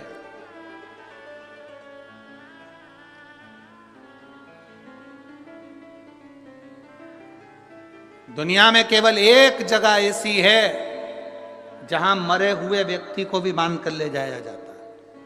कहां? बोलो बोलो, जम के बोलो। शमशान। केवल एक जगह दुनिया में ऐसी है जहां मरे हुए व्यक्ति को भी बांध कर ले जाया जाता है, क्योंकि ले जाने वालों को भी यह समझ में नहीं आता, भग गया तो दूसरा कहां से ठिकाना क्या? चिंता है, होता है कभी कभी। नगर निगम वाले, नगर पालिका वाले एक गांव में सर्वे करने के लिए आए। वहां पर एक सुहागवती बेचारी एक महिला रहती थी, वो कभी अपने पति का नाम नहीं लेती थी। आज पति नहीं था घर में और वो सर्वे वाले आ गए। उन्होंने पूछा, तुम्हारा नाम क्या है? मैं बिमला। अच्छा। बेटे का नाम? कमल। अच्छा। बेटी का नाम? रानो। ठीक है। पति का नाम? पति का नाम बोलो। इतने में वो बोली कि मैं अपने पति का नाम नहीं लेती। अच्छा, तो हम दूसरी बार सर्वे करने नहीं आएंगे, तुम्हें पति का नाम जल्दी बोल दो तो हम लिख लें।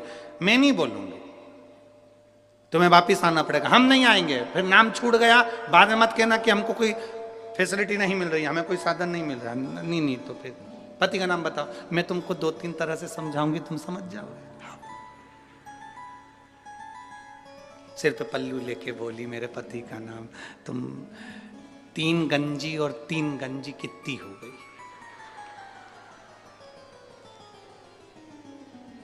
अरे बोलो तो, 3 गंजी और 3 गंजी कितनी हुई? 6 गंजी। बस मेरे पति का नाम यही है। सर्वे वाले, छगन जी। हाँ, छगन जी। 3 गंजी और 3 गंजी, 6 गंजी। सर्वे वालों ने कहा, धन्यवाद देवी, चरण कहाँ है तुम्हारा? धन्यवाद। समझ में?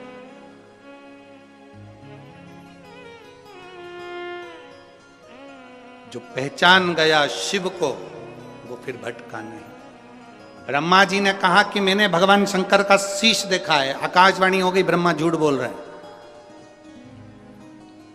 ना मानो तो केतकी के फूल से पूछ लो, केतकी का फूल ने झूठ कह दिया। आकाशवाणी हुई और आकाशवाणी होकर भगवान शंकर ने कह दिया, केतकी के फूल,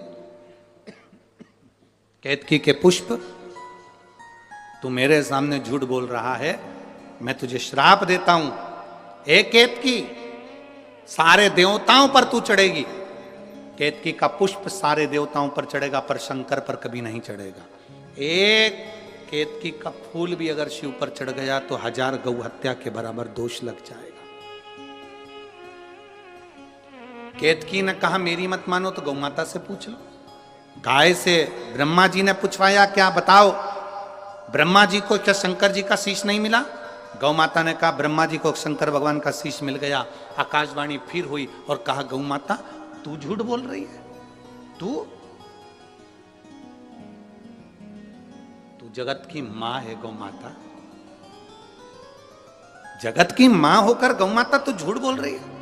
ए गौ माता, मैं तुझे श्राप देता हूं, तेरा पूरा शरीर पूजा जाएगा पर तेरा मुख अपूज्य माना जाएगा। सनातन हिंदू धर्म के अंदर मंदिर की परिक्रमा आगे से होती है, वृक्ष की परिक्रमा आगे से होती है, कन्यादान आगे से होता है, वस्त्र दान आगे से होता है, मुद्रा दान आगे से होता है, सारे दान आगे से होते हैं। केवल सनातन हिंदू धर्म में केवल गौ दान ऐसा है जो गाय की पूंछ पकड़कर किया जाता है, पीछे से होता है, आगे से नहीं करा जाता। हिंदू धर्म में सारी परिक्रमा आगे से होती है, केवल गौ माता की परिक्रमा पीछे से होती है, पूंछ से चालू होकर पूंछ पे विराम होती है। क्यों? क्योंकि एक बार गौ माता ने झूठ बोल दिया था, इसलिए गौ माता की परिक्रमा आज तक पीछे से होती है। अब जरा विचार करो, गाय ने एक बार झूठ बोला तो आज तक उनकी परिक्रमा पीछे से होती है, और तुम दिन भर मोबाइल पे कितना झूठ बोलते हो,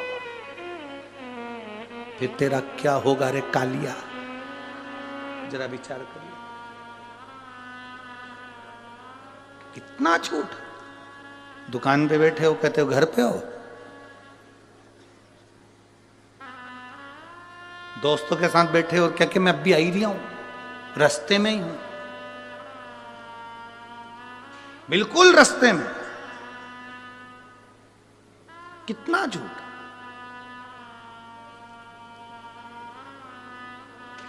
भगवान के पास में भी सूचना पहुंची थी, और भगवान के पास में जाकर देवताओं ने कहा, इतनी शिव पुराण की कथा हो रही है, लाखों लाखों लोग कथा सुन रहे हैं, सब मरने के बाद बैकुंठ जाएंगे, बैकुंठ भरा जाएगा, नरक कौन जाएगा?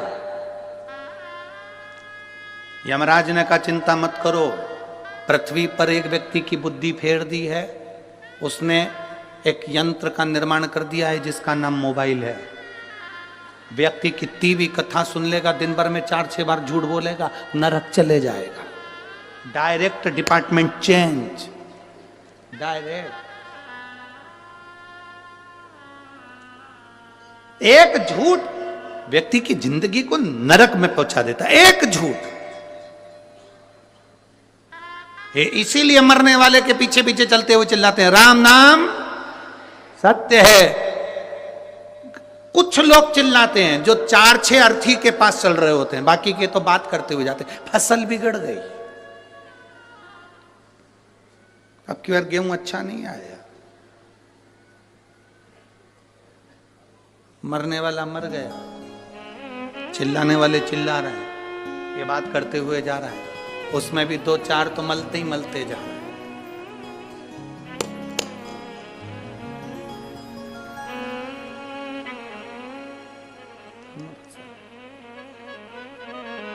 संसार में मुर्दा जल रहा है, पहले थूक के आया, फिर बैठा, राम नाम सत्य है। तब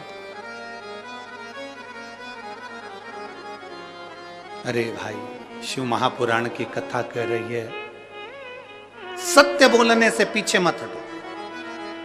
संत, साधु, गुरुजन, सन्यासी, तपस्वी, साधक एक सत्य की जिंदगी जिए, एक सत्यता की जिंदगी। आज हम सब सत्य से दूर हो गए, सत्य से। कहा गौ माता ने झूठ बोल दिया, ब्रह्मा जी झूठ पर झूठ बोल रहे थे, तो भगवान शंकर को क्रोध आ गया, उन्होंने अपने पांव के अंगूठे का नखून तोड़कर फेंका, काल भैरव प्रकट हो गए। काल भैरव से कहा, इस ब्रह्मा का सिर काट दे जिससे ये झूठ बोल रहा है। काल भैरव ने चीटी उंगली के नख को तोड़कर फेंका, ब्रह्मा जी का सिर कट गया। ब्रह्मा जी का सिर कटा, कटा हुआ सिर लुढ़कता गया और ब्रह्मा जी झूठ बोलते गए। ब्रह्मा जी के कटे हुए सिर में से रक्त बहता चले गया, वो रक्त से कर्मनाशा नदी प्रकट हो गई। भारत की भूमि पर केवल एक नदी आज भी ऐसी बहती है जिस नदी का पानी कुत्ता भी नहीं पीता, जिसको कर्मनाशा नदी कहा। केवल भारत की भूमि पर एक नदी ऐसी है जिसका पानी पक्षी भी नहीं पीता, कुत्ता भी नहीं पीता। उस कर्मनाशा नदी का जल जिसके शरीर पर छींटा भी पड़ जाता है तो उसकी 71 पीढ़ी में किसी ने दान करा होता है, पुण्य करा होता है, कथा सुनी होती है, भजन करा होता है, व्रत करा होता है, उद्यापन करा होता है, कन्यादान करा होता है, गौदान करा होता है, वो 71 पीढ़ी का पुण्य समाप्त हो जाता है। वो कर्मनाशा आज भी उत्तर प्रदेश में बह रही है, आज भी कर्मनाशा।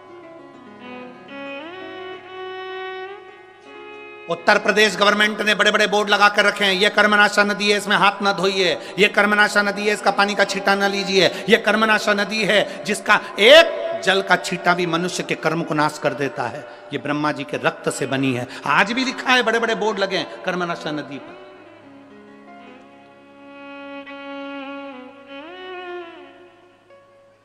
कई किलोमीटर दूर तक वो नदी बहती है, दोनों पाटों पर कोई नहीं रहता आज भी। कर्मनाशा, झूठ बोला है। भगवान विष्णु ने देखा कि ब्रह्मा जी का सिर कट गया, झूठ बोल रहे हैं ब्रह्मा जी अभी भी कटे हुए सिर से भी। भगवान विष्णु ने शंकर जी से क्षमा मांगी, इनको माफ कर दीजिए। कहाँ जाएंगे ये, इनका कटा हुआ सिर कहाँ जाएगा, आप कृपा करिए। आप भोले हैं, आप शिव हैं, आप त्रिकालदर्शी, आप कैलाशी, आप शंकर हैं, करुणा करिए, दया करिए। भगवान शिव ने कहा, सुनो नारायण, आपके कहने पर मैं ब्रह्मा जी के कटे हुए सिर को वर देता हूं, यह बड़ का वृक्ष बन जाएगा, बट वृक्ष बन जाएगा। इस बट वृक्ष के नीचे मैं स्वयं विराजमान होऊंगा और मेरा नाम बटकेश्वर महादेव कहलाएगा। मैं स्वयं बैठूंगा बटकेश्वर महादेव के रूप में विराजित। सनातन धर्म के अंतर्गत आज भी बटकेश्वर महादेव बड़ के पेड़ के नीचे शंकर का यदि शिवलिंग होता है और उसका यदि हम एक बार भी अपने जीवन में एक लोटा जल बड़ के पेड़ के नीचे के शिवलिंग को चढ़ा देते हैं तो उसका फल जरूर मिलता है, बहुत मिलता है। आप लोगों ने कथा सुनी होगी राजा दशरथ जी की। दशरथ जी पूर्व जन्म में एक ब्राह्मण थे जिनका नाम था हर ब्राह्मण। क्या नाम था, जम के बोलो जरा, हर ब्राह्मण। दशरथ जी पूर्व समय में ब्राह्मण थे जिनका नाम था हर ब्राह्मण। इनका नियम था शिव जी के मंदिर में जाकर 108 बेलपत्र शंकर भगवान को समर्पित करते थे और 108 बेलपत्र चढ़ाने का इनका नियम दूसरा था। 107 बेलपत्र तो ये शिवलिंग पर चढ़ाते थे और एक बेलपत्र उठाकर ये अशोक सुंदरी वाली जगह पर चढ़ा देते थे। तो कितनी हो गई कुल मिला के 108। प्रतिदिन का नियम था इनका, प्रतिदिन। और यदि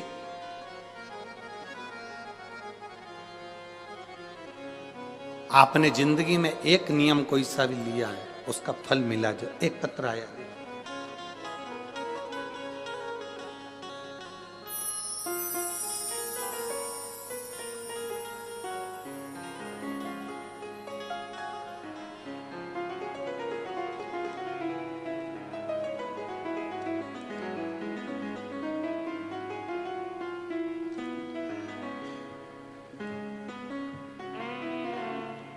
मेरा नाम नीलम है और मेरे पति का नाम रविंद्र कुमार है।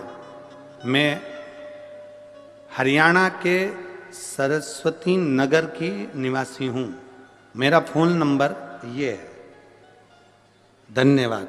कहीं बैठी हो तो हाथ हिला सकती है। आप ही हैं, एक बार वापिस हाथ हिलाओ। श्री शिवाय नमस्तुभ्यम।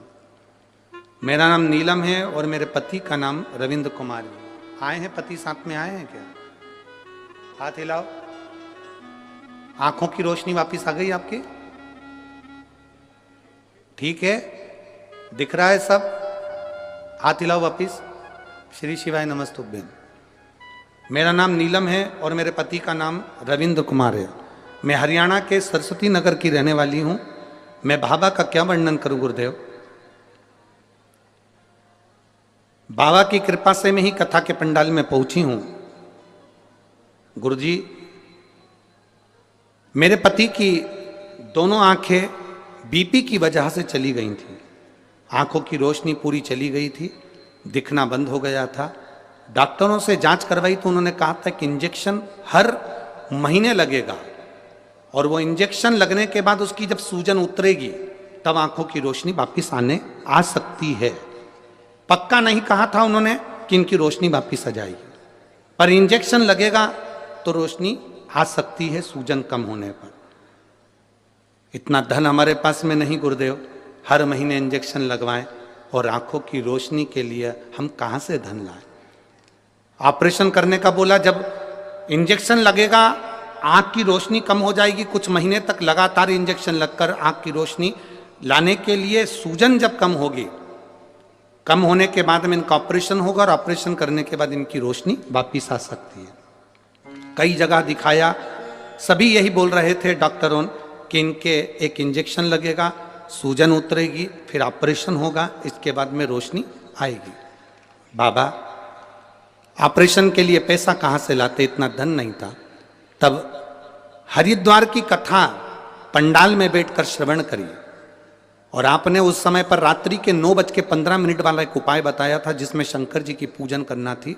वो पूजन करना प्रारंभ करा, उसका जल इनकी आंखों पर लगाना प्रारंभ करा। हम लोग सीहोर गए, वहाँ से रुद्राक्ष लेकर आए, उसको तांबे के कलश में गलाकर शिव जी को चढ़ाकर वो पानी इनको पिलाना प्रारंभ करा। गुरुदेव, हम दूसरी बार फिर डॉक्टर के पास इनको लेकर गए और डॉक्टर से कहा कि हमारे पास में इतना पैसा नहीं है, कोई दवाई हो तो दे दो। डॉक्टर ने कहा कोई दवाई नहीं, इंजेक्शन से ही काम होगा। और इंजेक्शन महंगा था गुरुदेव। हम वापिस आ गए, धीरे धीरे रुद्राक्ष का जल उनकी आंखों में लगाते, आचमन कराते और शिवजी पे चढ़ी हुई बेलपत्र देना प्रारंभ करा। बाबा का मैं क्या गुणगान करूं गुरुदेव, एक भी ऑपरेशन की जरूरत नहीं पड़ी, एक भी इंजेक्शन की जरूरत नहीं पड़ी और मेरे पति की आंखें वापिस आ गई। मैं बाबा को यहाँ नमन करने के लिए आई। एक बार वापिस आते ला दो। हर हर महादेव। बैठिए। श्री शिवाय नमस्तुभ्यम। शिव तत्व है ये, अवघड़ी है शंकर महाराज। तेरी कृपा बिना न हिले एक भी अणु, लेते हैं श्वास तेरी कृपा से तनु तनु। हे गंगाधार मुक्ति द्वार ओंकार तू, भोले ओंकार तू। आयो शरण तिहारी शंभु तार। बखान क्या करूं मैं राखों के ढेर का, चपटी भभूत में खजाना कुबेर का। हे गंगाधार मुक्ति द्वार ओंकार, भोले आयो शरण तिहार शंभु तार।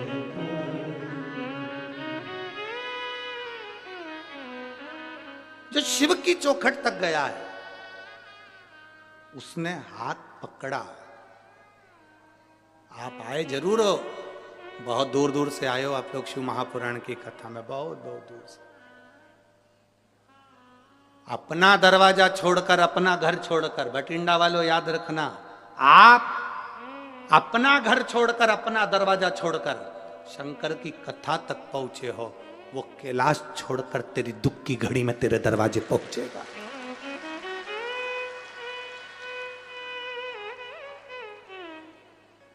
आप अपने घर के दरवाजों को छोड़कर आए हो। श्रीमद् भागवत में भी भगवान कृष्ण रुक्मणी जी से कहते हैं, रुक्मणी जी से जाकर कह दो ब्राह्मण देवता रुक्मणी श्रृंगार करके जगदम्बा के मंदिर पहुंच जाए, मैं उसे लेने पहुंच जाऊंगा। भगवान कृष्ण ने रुक्मणी जी से कहा कि जगदम्बा के मंदिर तक पहुंच, मैं तुझे लेने आऊंगा। यहाँ शिव महापुराण की कथा कहती है आप शिव पुराण की कथा तक पहुंचो। तुम उसको 3 घंटा कथा का दे रहे हो। तुम्हारी दुख की घड़ी में जब तुम कहीं पड़े होगे हॉस्पिटल में वेंटिलेटर पर, डॉक्टर अपना काम करेंगे, उस समय पर तुमने 3 घंटा भोलेनाथ को दिया है, तो वो भी डॉक्टर कहेंगे अंतिम समय है, पर वो कहेगा इसने मुझे समय दिया था, मैं इसको समय देता हूं, ठीक कर। मैं इसको समय देता हूं, ठीक कर। हम परमात्मा को समय दे रहे हैं, वो हमको समय देगा। शिव जी को चाहिए क्या? शंकर भगवान को तुम्हारा अंबर नहीं, पीतांबर नहीं, धन नहीं, दौलत नहीं, कोई सत्ता वैभव नहीं। शंकर भगवान को तुम्हारा वैभव नहीं चाहिए। शिव जी को 1 लोटा जल हो तो चढ़ाओ, नहीं तो बेलपत्र हो तो चढ़ाओ, नहीं तो 3 बार ताली बजा दो, बजा सको तो बजाओ। आखिर शिव मंदिर में 3 बार ताली क्यों बजाई जाती है? ताली का इतना महत्व क्यों है? क्यों ताली बजाई जाती है, उसका महत्व क्यों है? शिव मंदिर में भगवान भोलेनाथ भी जब पार्वती जी को कथा सुनाए तो ताली का नाद और डमरू का नाद करा था। हम कोई वाद्य यंत्र नहीं, रोग की मुक्ति के लिए ताली का नाद होता है। किसी डॉक्टर जी से जाकर पूछना, कभी कोई किन्नर डॉक्टर के पास इलाज करवाने पहुंचा कि आज तक? किसी डॉक्टर से पूछना, किसी प्रदेश में, किसी देश में, किसी गांव में कोई किन्नर डॉक्टर के पास कभी इलाज करवाने गया? सर्दी हो गई, जुकाम हो गया, पेट दुख गया, कंधा दुख गया, हाथ दुख गए, पांव दुख गए, कभी कोई किन्नर गया? नहीं, क्योंकि उनकी एक दवा है, जो हाथ की जो ताली बजाते हैं उससे सारे रोगों की मुक्ति हो जाती है। ताली का नाद केवल शिव की कथा, शंकर भगवान के मंदिर में 3 बार ताली का महत्व है। शिव के मंदिर में जब हम 3 बार ताली बजाते हैं, हमारे ताप, हमारे दुख, हमारे कष्ट सब मिट जाते हैं। शिव कह रहे हैं अगर ताली भी नहीं बजा सकते तो मंदिर के शिखर का दर्शन, शिखर दर्शनम सर्व पाप नाशनम, शिखर का दर्शन ही कर लिया तो सुख मिल जाता है। स्वयं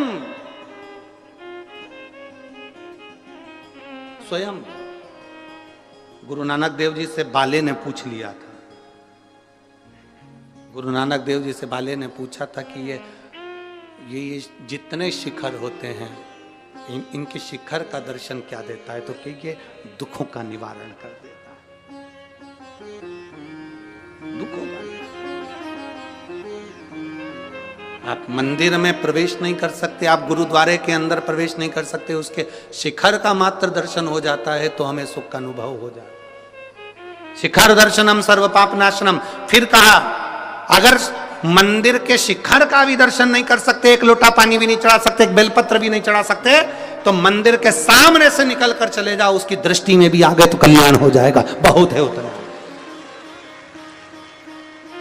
उसके सामने भी पहुंच गए तो हमारा कल्याण निश्चित है। दशरथ जी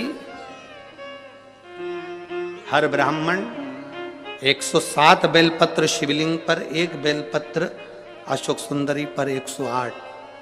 आज दशरथ जी के शरीर में, जो हर ब्राह्मण है, इसके शरीर में आज ताप आ गया, बुखार आ गया। हर ब्राह्मण ने कहा बुखार, ज्वर, अभी मुझे मत आना, मैं मंदिर जा रहा हूं, फिर निकल जाऊं तब आना। कौन होगा जो ज्वर को, बीमारी को, दुख को रोक देगा?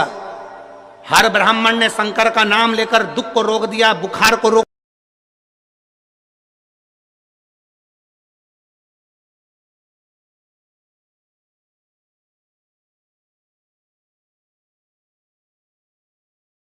हर ब्राह्मण ने जैसे ही सुना स्त्री के रोने की आवाज तो चिल्लाकर पूछा कौन है? दीवाल के पीछे कौन है? ये दीवाल के पीछे कौन है? कौन?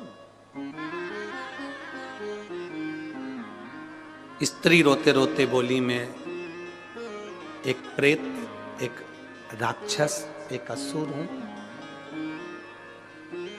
अपने पति को, माता पिता को, परिवारजन को अपशब्द कहती थी। जो जल शिवजी के मंदिर में जाता था, उस जल के पात्र को मैं झूठा करके पटक देती थी। इसलिए प्रेत योनि में पड़ गई हूं, मुझे मुक्त करिए। मुझे मुक्त? हाँ। हमने एक बात आप लोगों को पहले कथा में कही थी, आपके स्मरण में होगा। हमेशा कहते हैं 1 लोटा जल महादेव को चढ़ाओ। हमने कथाओं में कई बार कहा कभी कभी 2 लोटा जल भी महादेव को चढ़ाओ। किस लिए? 1 लोटा जल तुम्हारे लिए और 1 लोटा जल जो बॉर्डर पर हमारे भारत के सैनिक खड़े हैं उनकी रक्षा के लिए। 1 लोटा जल कभी उसके लिए भी समर्पित।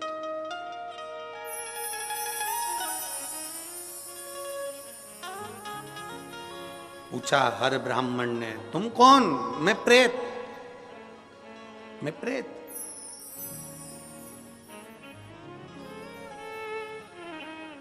मेरी मुक्ति करिए।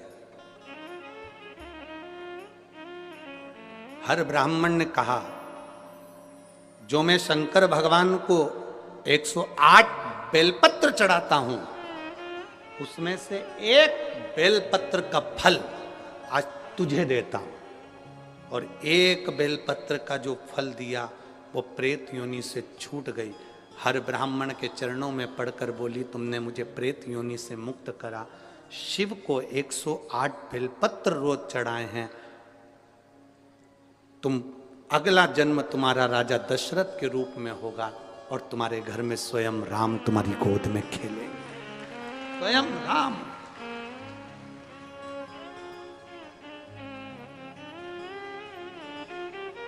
आप में से कितने लोग हैं जब आपके कोई परिचित बीमार होते हैं तो हॉस्पिटल में देखने के लिए जाते हो?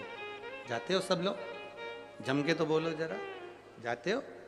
आपसे निवेदन है, कोई परिवार में, मोहल्ले में, कॉलोनी में, सोसाइटी में, नगर में, गांव में कोई बीमार पड़ा है, हॉस्पिटल में पड़ा है, उसको देखने जाओ तो 1 किलो सेव फल भले मत ले जाओ, केले फल फ्रूट भले लेकर मत जाओ, पर इतना जरूर करो, कोई बीमार पड़ा है तो उसके हॉस्पिटल में जाने से पहले शंकर जी के मंदिर में 1 लोटा जल चढ़ाकर प्रार्थना कर कर जाना, बाबा मैं जिसको देखने जा रही हूं उसको सही कर देना। आप मेरे साथ चलो मेरे शंभू, आपका जल मेरे साथ चले।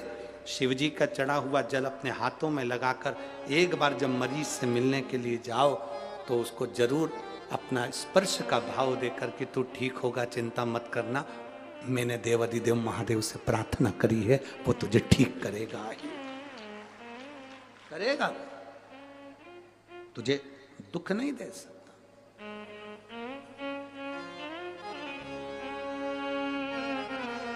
आप प्रार्थना करो उससे,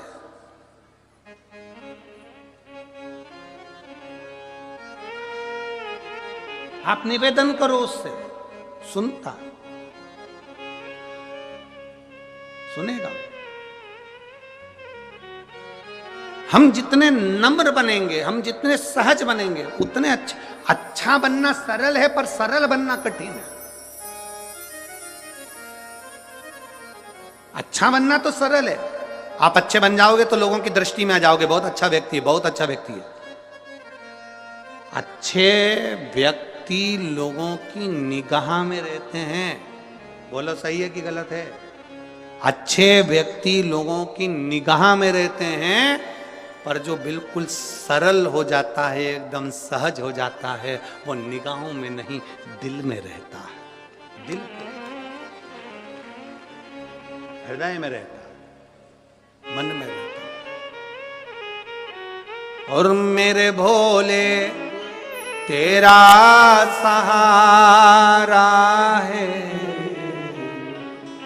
मेरे भोले तेरा सहारा है, मेरी नैया का तू किनारा है, मेरी नैया का तू किनारा। अच्छे व्यक्ति, अच्छा बनना सरल है पर सरल बनना कठिन है। अच्छे व्यक्ति लोगों की निगाह में रहते हैं, दृष्टि में रहते हैं, अच्छा है, बहुत अच्छा है, बहुत अच्छा है। अच्छा नेत्रों में रहता है पर सरल व्यक्ति दिल में रहता है। सरल होना कठिन है।